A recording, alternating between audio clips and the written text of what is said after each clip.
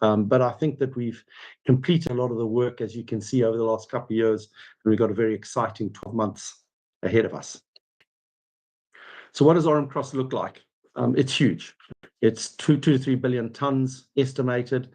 We'll never drill it out because it just doesn't make any sense. But there's graphite for about 20 kilometers in strike, starting at surface, going down to, well, we've drilled down to about 100 meters and seen there's graphite there. So there's an enormous amount of graphite going forward.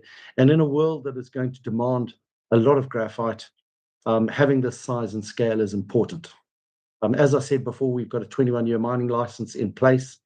Very importantly, we've got strong government and community support. And I believe that Uganda is one of the safest countries to develop a long-term project. I come from Zimbabwe originally, and I've lived in East Africa for a number of years. So I know the area well, and I think Uganda is a fantastic location. The government couldn't be more supportive of Blencowe, and that obviously is very important as we go forward. PFS was very exciting and gave us some great results. And ultimately, the most important thing in graphite is what does your end product look like? You do a lot of met test work, you do a lot of bulk sample test work, and all of that work that we've done proves that Orom-Cross has some of the highest quality end product as concentrate and as purified graphite that is out there in the world. And that is borne out by some of the offtake relationships that we're building at the moment. And then we're building a whole lot of key relationships, which I'll go into in a minute. Obviously, these are key and critical for us going forward. So what does it all mean? At the end of the day, what do we have as unique differentiation to our peers and into the market, which makes Blencowe and Orom-Cross stand out? For me, having done a lot of work in graphite over a period of time, I think you have to get down to the core of the business fundamentals. And at the end of the day, if you have low operating costs, low capital costs, and a high purity of end product, you have what I call the trifecta, or I like to call it the holy grail. Because at the end of the day, if you're missing any one of these key fundamentals, you've got a lot of problems. You can't necessarily change the area that you're operating in, where your project is.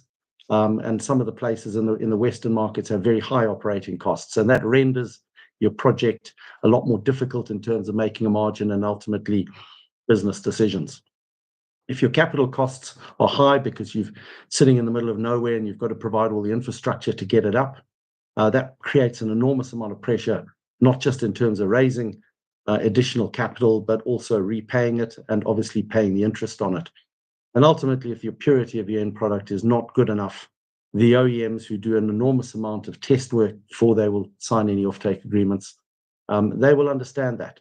And they will just end up either not buying your product, or they'll end up paying a much lower price, which obviously, again, creates a lot of pressure. So I'm happy to say that at Orom-Cross, we have all three of these, and that makes a huge, huge difference to the project going forward. In particular, we have all the infrastructure that we require near to the project, near to the mine site, including roads, including power, hydropower, I might add, and that provides us with a very low capital cost in comparison to our peers. And then beyond that, what matters is the relationships and the strategy. And for us, the strategy has evolved. We started off, like everybody else, looking to just produce a concentrate, and that's what our PFS looked at. But when we got deeper into it within the DFS, we realized that if you're going to be selling bulk quantities of product into the Asian market, particularly the small flake as concentrate, if the prices there are just not high enough to get you the returns that you need to change that strategy.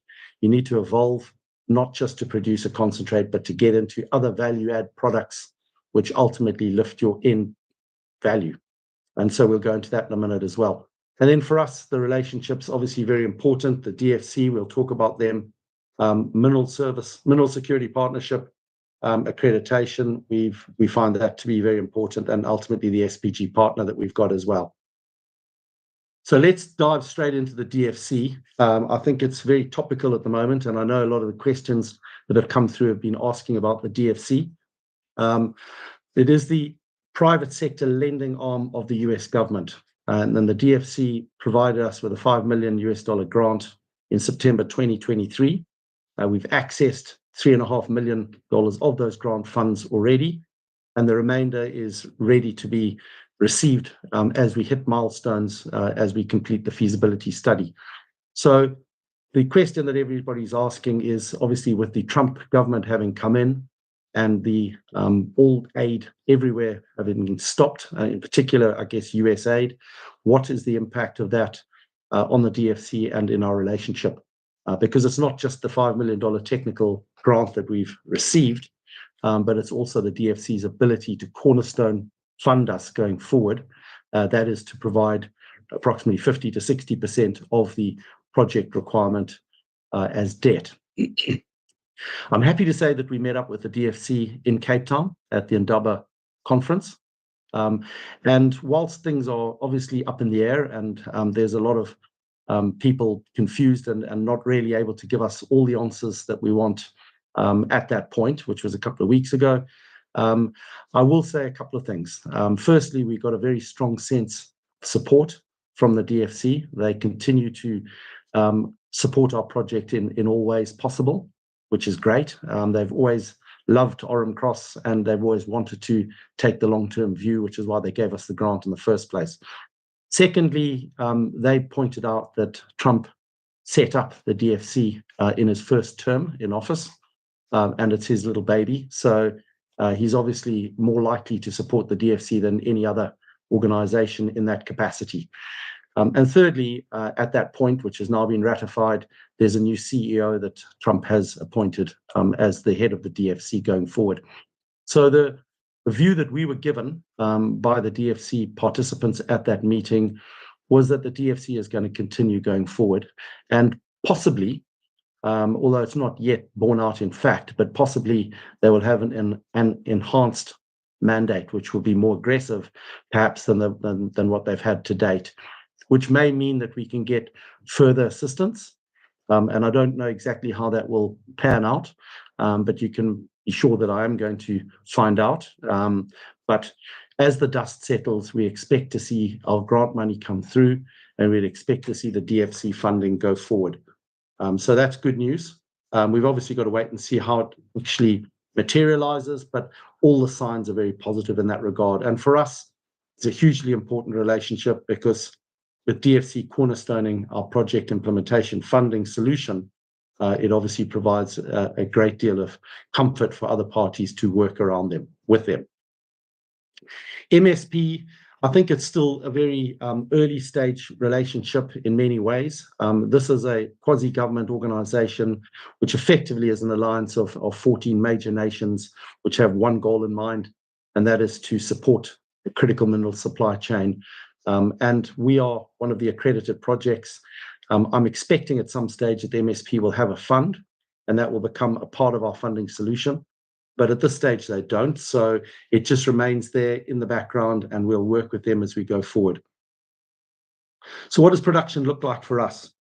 I think it's very important for us to start off with a slower de-risking phase one approach. And that is to get production moving as quickly as possible in 2026 with a smaller 5,000 ton concentrate delivery. So it's a smaller plant that can be shipped out. It can be put together very quickly.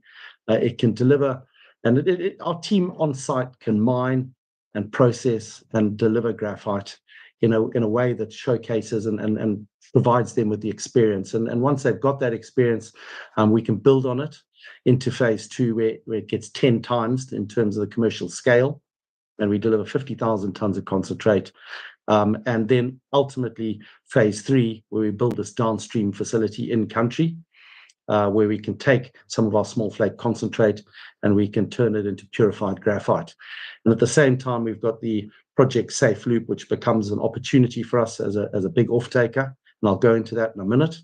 And ultimately, as everything grows in terms of market demand, which we expect, we'll move the project into phase four and phase five, where we just grow the scale. So let's have a look at what we're going to do and why. This is where we are in Uganda. We're in the northeast, and The biggest single problem we've got is the small flake concentrate selling into Asian markets doesn't sell for a lot of money. And therefore, for us, the solution is let's put an SPG facility to purify the graphite from 96% up to 99.95, and let's locate it nearby. It's actually specifically designed here because there's a big power station literally next door, and we will be taking an enormous amount of power. One of the key requirements for purifying graphite is abundant power and cheap power, and we're fortunate enough to have that in Uganda. So we will be putting the facility right here, which means that we're saving an awful lot of money in terms of the cost of moving that small flake concentrate all the way down to the Mombasa port. We will just be moving it about 200 kilometers to the SPG facility and then upgrading it and value adding to it.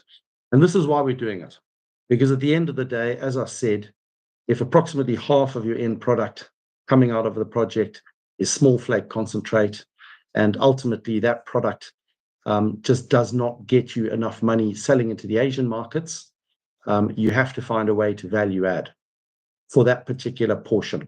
The large flake concentrate is not an issue. We'll be able to sell that directly as a concentrate and get higher prices.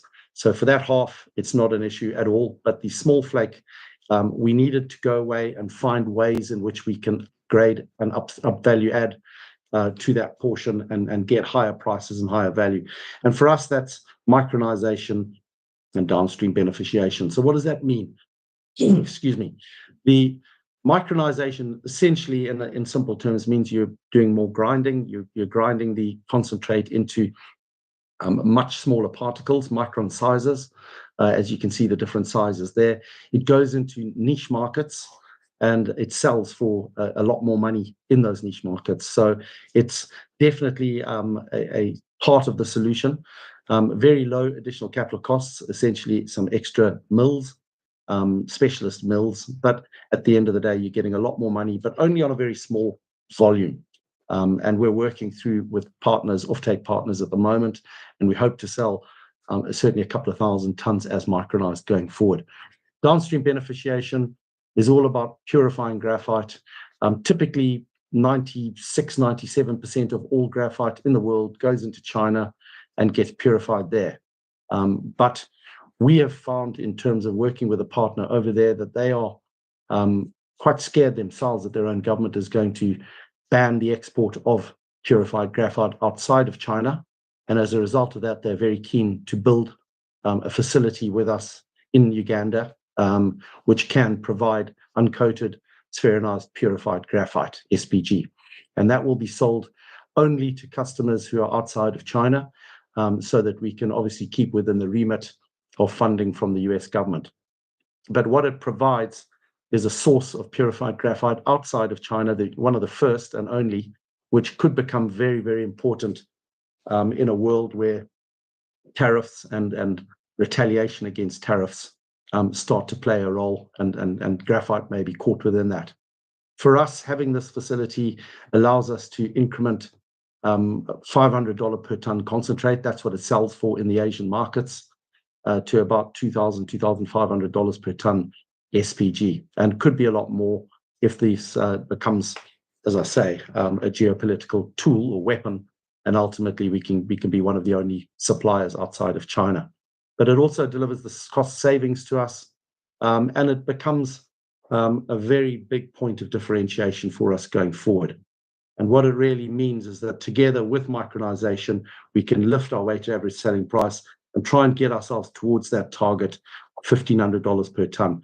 If we're producing, as we'd expect, somewhere in the 400s, low $400 per ton as an operating cost, getting our overall weighted average basket up to these levels becomes extremely important going forward.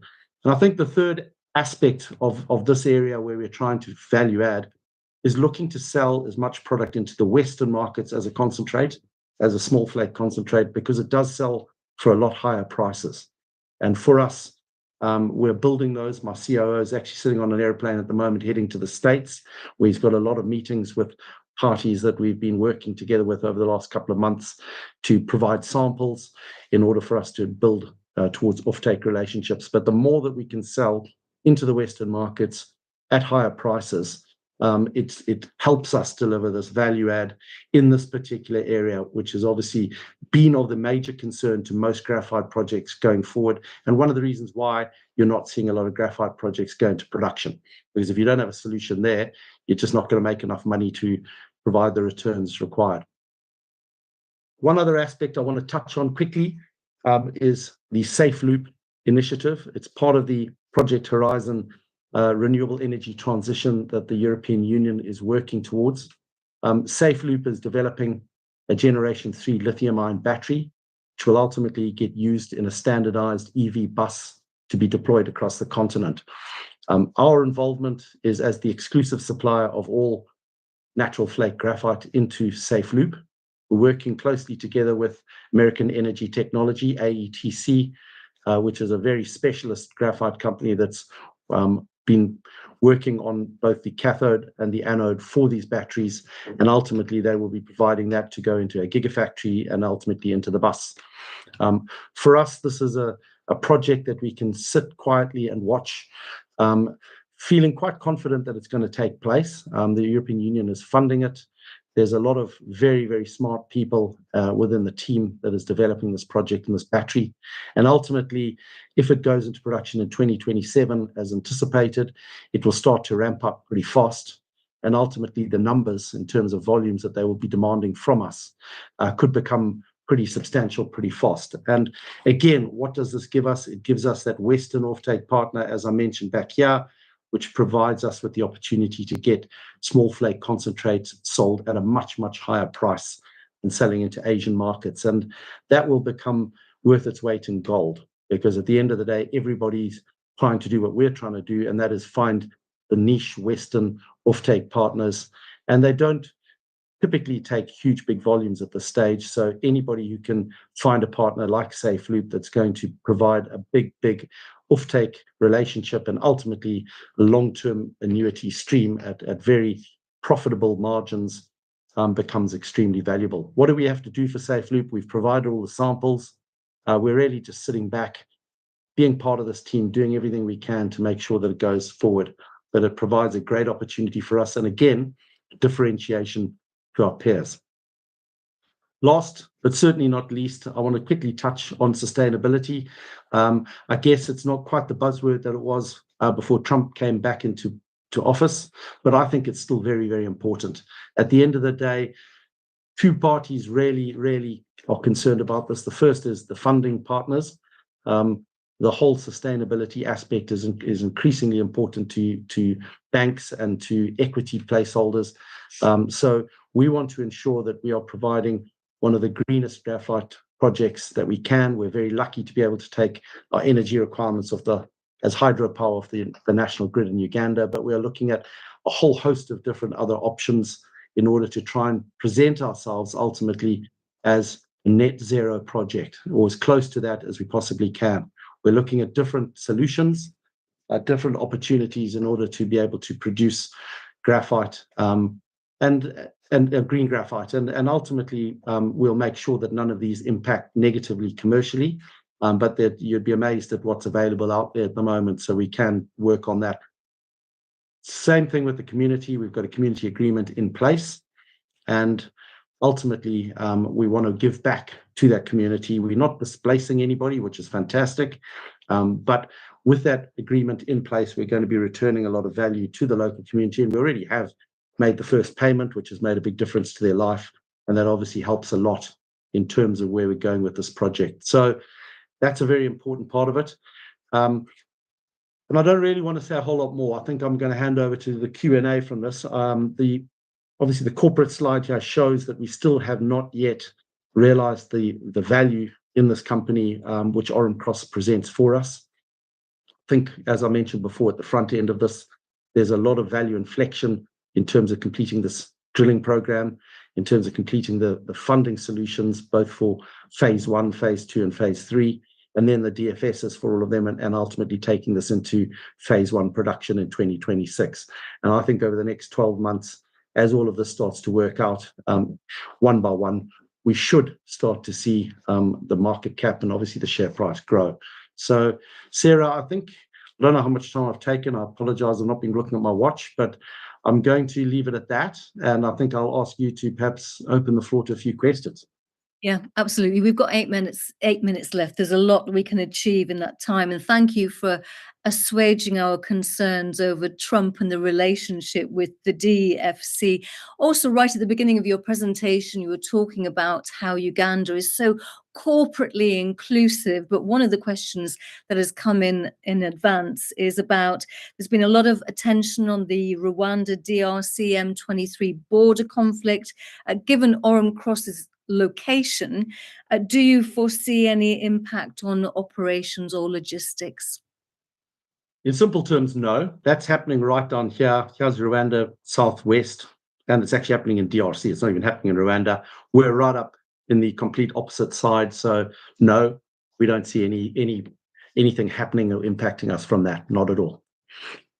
You have sort of given comforting commentary about financing and partnerships. There's been a suggestion that perhaps it would be an idea to dual list elsewhere. Somebody says, surely the current market cap will make it difficult for you to secure the tens of millions of dollars investments needed in order to move into production. Are you concerned about this, or is a dual listing under consideration? Look, it's a very good question. I think some people, when they don't get the market caps or the share price they want, can immediately say, let me go off to a greener pasture and eat the greener grass on the other side of the fence. And it's not always the case. So I'm not in a hurry to do that, because I'm not seeing an awful lot of differentiated value for companies on the Australian exchange or in Canada. In order to answer that question, it's actually a really good question. We think that we'll be able to get a much better valuation for our project at a project level. And so once we've completed the feasibility studies, we're talking to a number of strategic investors at the moment. We had a very, very good Ndaba conference in Cape Town. Not only met with a lot of parties that want to debt fund us, but also equity funding and strategic investment partners. And every one of them, we've talked about the concept of coming in at a project level. I can obviously negotiate a much higher valuation project level than I can do on the London Stock Exchange right now. And I don't want to dilute us or our shareholders considerably by doing that. So make no mistake, that's something that we're looking at, to bring in an equity partner, because it does have to have some equity component alongside debt, but to do it at a project level. And we have some very, very interesting discussions with parties that we're talking to at the moment. Well, obviously, investors are fixated on share price performance, and the most recent update confirmed Orom-Cross's access to abundant low-cost hydropower, which is a huge benefit in terms of costs and your ESG credentials. It was a good update, yet the share price hasn't reacted. So do you think the market hasn't fully understood the significance of that update? Look, I don't think it's understood the significance of many, many things that we've done. I mean, we put in nearly $5 million for free, and our share price has gone down. With that money, we've obviously gone and done a lot of work, and that hasn't necessarily factored in either.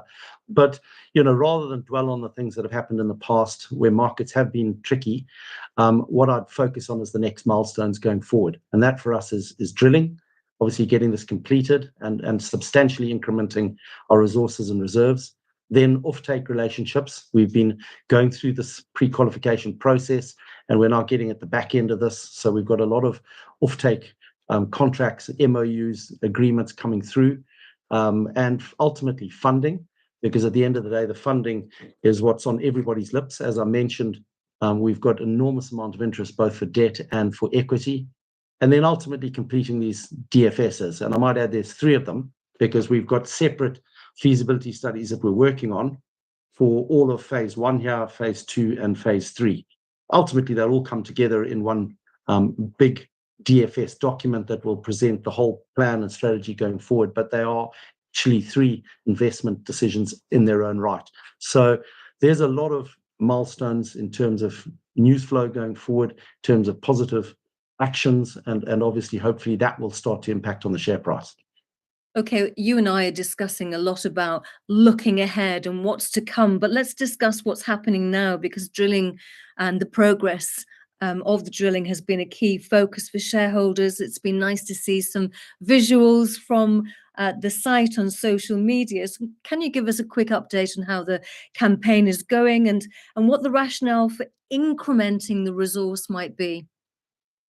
Well, as the announcement said, we finished the geotech holes. We're now onto the infill drilling, which will upgrade the resources to reserves, the two deposits that we drilled previously. And ultimately, beyond that, we'll be going into the new deposit that we're looking at to showcase the step out in terms of a new target. And look, the rationale for doing this is that, as I mentioned before, we've got some absolutely critical differentiated strategy in terms of the downstream processing, in terms of the SAFELOOP project. And these are going to call upon some significant volumes going forward. And we needed more reserves in order to bring those into our DFS to ultimately make that DFS look bigger and better. And so we're drilling some more holes. And ultimately, hopefully, that's going to be successful and it's going to produce what we need. Final question. It's about the SAFELOOP initiative, which might be news for people who've joined us and want to learn about the other companies. So SAFELOOP, within sort of 60 seconds, if you can talk to us about that initiative, because it's been a major validation of Orom-Cross graphite. Yeah, I think the thing to grasp is that AETC is one of the most experienced technical consultants in the world, and they've come specifically to us to ask us to be the exclusive supplier. Why have they done that? Because they've done the work and realized that our end product is as pure as they see.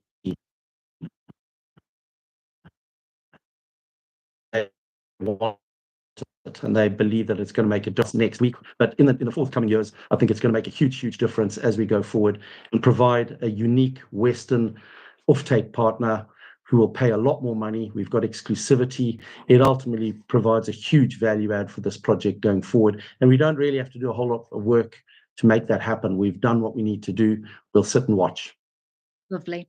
And it's been a pleasure listening and watching to you too. Thank you very much indeed, Mike.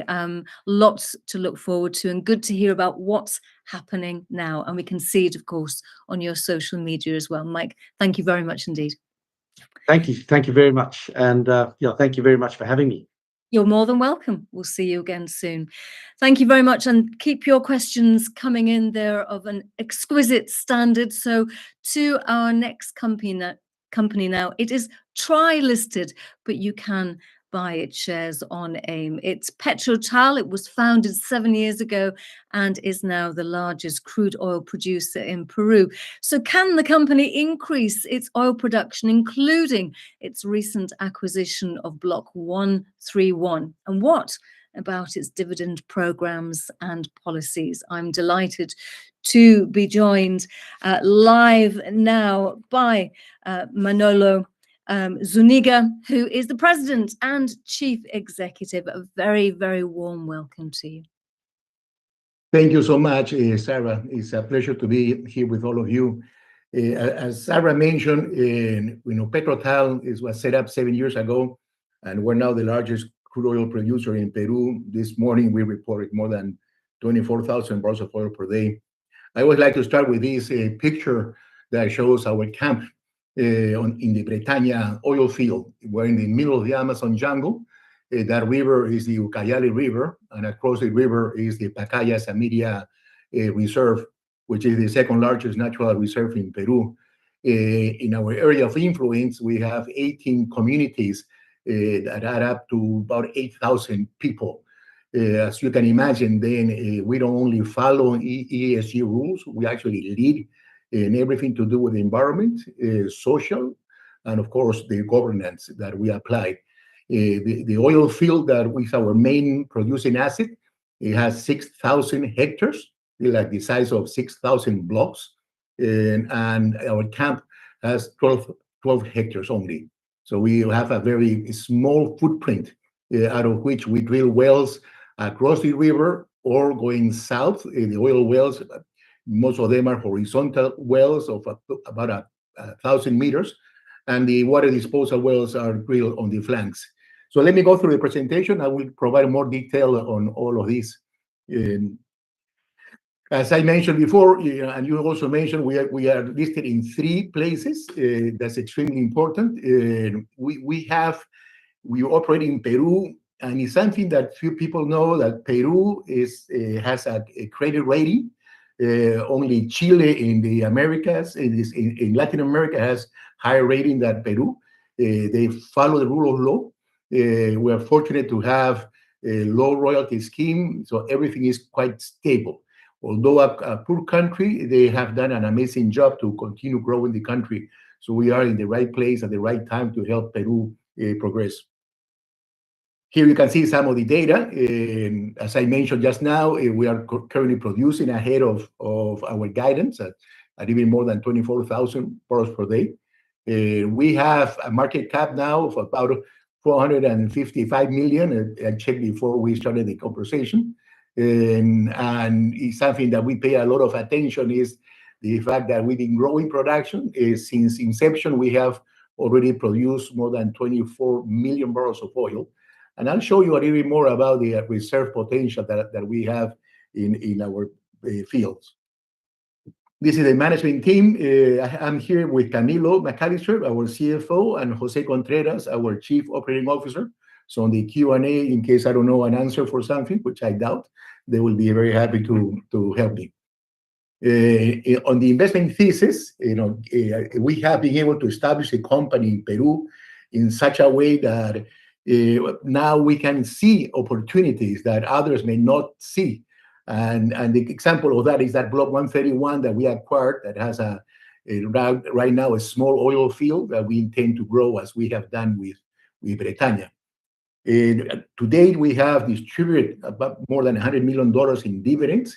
So we're quite committed on continue giving money back to investors. We're very thankful for all the support in the past. And I think this company can do much, much better as we continue growing. And we are debt-free. So it's a 455 million market cap, 24,000 barrels of production. We have given back $100 million debt-free. And that sets the stage for us to grow in the future. So I always like this, to show this map, give you a better idea of where we're located. You see next to the coast, the city of Lima, the capital. In the northeast part, you see Iquitos. That's the capital of the jungle region, or the northern jungle region. Block 95 is just to the southwest. And we move our oil mostly via barges. We sell it to the Iquitos refinery, which is owned by the state oil company, or we have a Houston-based trading company that buys it, FOB, Bretaña, and they take it all the way to Manaus, where the oil is transferred into tankers of 250,000 barrels of capacity. Give you an idea of the size of the Amazon River around Manaus. We used to take oil, also export oil via the pipeline. You see the town of Saramuro, just north of where we are located. But the pipeline has not been operational for the last couple of years, but we intend to go back to the pipeline later this year, so we may have 3 robust markets for our crude oil. South of where we are, in the middle of the country, you can see the city of Pucallpa. We are just in Block 131. Next to it, we have 2 technical evaluation agreement areas where we expect to replicate what we see in Block 131. And then south of that is Block 107. So we have positioned ourselves very well in the Ucayali Basin, given that south of us, you see the blocks in the Camisea area. Those blocks nowadays produce more than a BCF of gas a day and close to 100,000 barrels of condensate. So very happy to be positioned in that large basin. So that's where we are located. And I think myself, as a 4th-generation oil man from Peru, we're well positioned to capture some of these opportunities in the future. Here you can see this beautiful graph that shows how we've been growing production since the beginning. Last year, we averaged 17,700. Our guidance is 22,000. We're now north of that. So it's a beautiful thing. In reality, as you can imagine, 2020 was rough for everybody. So there were up and downs on the production. But even through all of that, we have been able to meet our guidance and grow production at a steady rate, as we show in that graph. Similarly, on the reserves, we started with what we call 2P reserves. Those are the proof with 1P, and the probable, that's a 2P, of 37.5 million. Now, on an ultimate recovery basis, we are at 131 million. We just announced last week reserves of 107 million in Bretaña, plus another 5 million in the Los Angeles field in Block 131. So there's quite a large potential that we have. In the light blue, that's the possible, which are the most risky ones, but we intend to be able to capture probably half of that. So we have plenty of reserves to continue growing the company and continue providing dividends to all of our investors. You see the value of the reserves is quite outstanding, at 1.7 billion on the 2P case. As I mentioned earlier, we have a market cap of 455 million. So I'm hoping that meetings like today will allow entice investors to invest in this company that has been giving so much money back to investors. The track record on valuation, and this is quite important. You see, we have invested to date $600 million, most of that in the Bretaña oil field. And you can see on the value chain how through the cash flow, the dividends, the buybacks, and the value of the different categories of proof and probable reserves, the value proposition for the investors is quite amazing. And you can get a sense, as we show in the last bullet to the left, on the future investment of $645 million, we expect to generate undiscounted cash flows of $2.1 billion. So lots of cash to give into all of the investors of the company. So let's zoom in into the actual main asset of the company. It's called the Bretaña oil field. And it's called Bretaña because in that area of the jungle, about 100 and some years ago, there was the rubber business, the caoutchouc, and it was a British company that had the concession to develop the caoutchouc, and that's why the local people call it Bretaña, because of the British company that had that in the past. This field was actually discovered by Amoco in 1973. That's in the well 1X, just to the northeast. This is 2 years after my father, who used to head the exploration production department for the State Oil Company, discovered the oil in the Amazon jungle in this area. With 5 wells, he discovered 5 oil fields. So Amoco came, but they never developed the field, and amazingly stayed dormant for many years until Gran Tierra came along, a Canadian company that has operations in Colombia, and drilled the well 1X, but at the end, they also dropped out. And we stepped in, and you can see how we've been drilling wells horizontally, extending the field. That's why the reserve have gone from 37.5 million on the 2P case all the way to 130 million. And we continue to capture a lot of that potential. So that's important, So we know the field very well, and this is something that we tell investors. We're going to continue drilling wells, but in the P2 locations and P1 locations, but on a safe way. And that because we understand the field quite well. Here you can see the potential of these wells. These wells come in, some of them on the left-hand side, the axis, you can see the initial rates, some of them above 10,000 barrels of oil per day, and how much they have cum already. And that tells you that these wells, and you can get an idea that sometimes, as we show on the right-hand side, they pay out in 3 months. These wells on average cost about $14.5 million, and they pay out in 3 months. So there's plenty of cash flow, which is allowing us to maintain ourselves as debt-free and paying dividends consistently. This is the forecast, the latest forecast on production from Netherland, Sewell. And our idea is not maybe to grow production to those peaks as we show in the possible dark blue, as we have now facilities set up to produce up to 32,000 barrels of oil per day.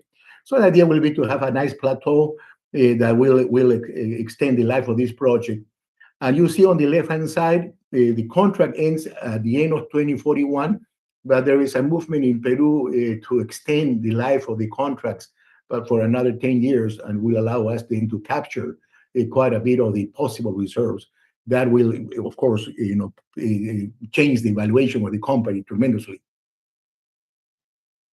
In the expansion, as I just mentioned, we have been very careful. We've been drilling always proof locations to upgrade the probable, and as we've been drilling the wells, we've been adding facilities as required. And you can see now we are able to manage 32,000 barrels of oil. As I mentioned earlier, we just this morning reported more than 24,000. And also we have to manage the water from the formation, as this reservoir that is extremely permeable is supported by a very strong aquifer. So the water has to be treated and put back into the reservoir. And so we have Mother Nature giving us all of the energy that we need to produce this field for years to come. Something that we need to manage as well is Mother Nature, given how strong these rivers are. We've been affected by erosion, and it's something that we have reported to our investors that we plan to do. It's a 1.5 year project. We are already studying that. And just to give a sense of the OPEX and CAPEX distribution for this project. More importantly, you can get a sense on these pictures here. 7 years ago, when we were taking over, you can see how the site looked like and how it looks now on the left-hand side. And so it's something that we need to take care of. In southern Peru, near Bolivia, there was a similar case, and we are copying from them. This was La Pastora project, and on the top right picture you see a highway.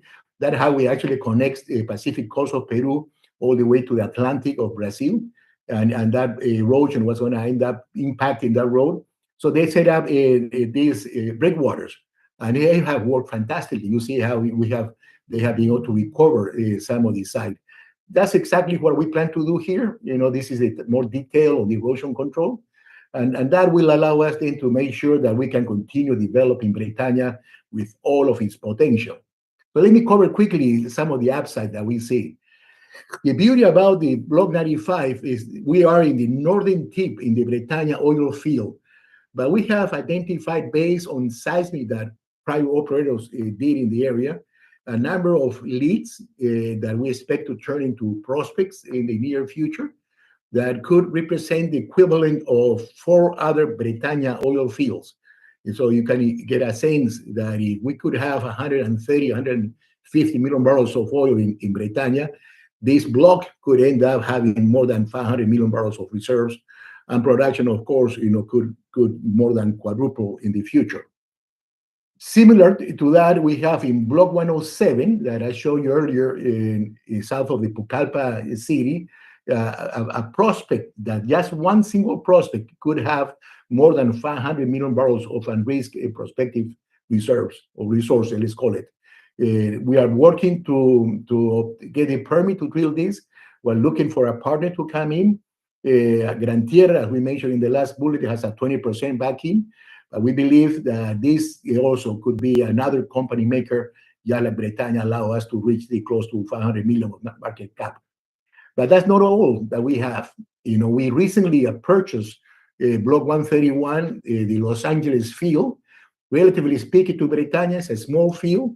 It was producing 650 barrels of oil per day when we bought it and closed the transaction at the end of November. But the idea here is to be able to drill a few more wells and fully develop the producing formation, allowing us to go hopefully to 4,000 or 5,000 barrels of oil per day, but also tackle some of the 2 lower formations that were penetrated in the past but never tested. And we see that there's quite a bit of upside on potential for those 2. So at the end of the day, we want to do with Los Angeles what we have done with Bretaña, which is to triple, quadruple the size of the field and its production potential. And we expect to be able to confirm all of that in the next year or 2. And then similar to that, we have 2 areas that we have recently signed with the state agency that are called TEAs, that technical evaluation agreements that give us a first option to turn them into license contracts. You can see these 2 blocks are quite large. They have a number of prospects, not leads, but prospects. So they are ready to be drilled, especially in the northern one. You can read the Agua Caliente trend. So it's always, the idea is in the oil business is to follow trends.